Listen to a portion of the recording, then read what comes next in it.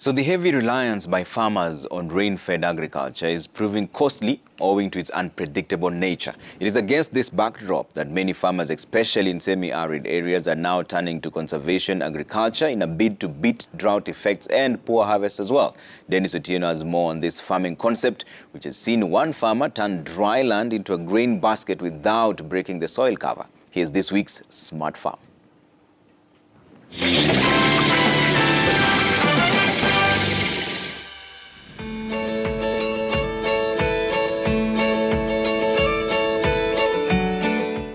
The sun is scorching hot as we make our way into Ozquest Farm, located in Athi River Town, Machakos County.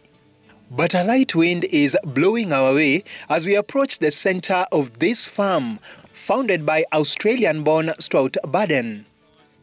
Here, we meet David Naftali, the manager at this farm, whose operations began in 2011. Together with farmhands, they are harvesting a green gram crop that has done well thanks to conservation agriculture. And also in these regions that people think that it's too dry, but we say it's dry in their minds. Yeah, because when you dig down here, there's heaps of moisture, 105 days since it rained. As you can see, we have a green crop that is still coming up, and it all happens because of the conservation agriculture that we are practicing here. Conservation agriculture is a farming practice based on 4 principles, as David explains. And one is minimum tillage, so you don't till your land. We have controlled traffic, so all your gears or machines will be using the same parts in the field. We have weed control. As you can see, we don't have any weed in the farm. And the last one is maintenance of soil cover.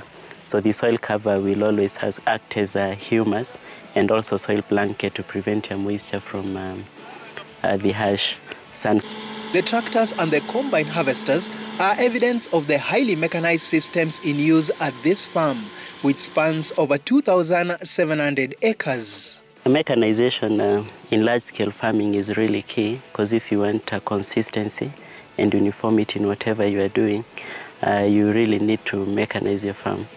You'll realize it's very hard to, like when you're harvesting or even planting, you can imagine if you're planting by hand, it will take you like forever. But mechanization makes everything very easy, and even to the management. So mostly in large-scale farm, we always say you need to like systemize 90%, then you manage the 10%, and that will help you run your farm smoothly. Despite this, David and his team practice minimum or zero tillage of land, which allows direct planting without plowing or soil preparation. Having specialized in growing of grains in dry regions, they have managed to cultivate a variety of crops, ranging from green grams, pulses, sorghum and wheat. The whole of Ukambani area, or even the lower eastern, is very dry.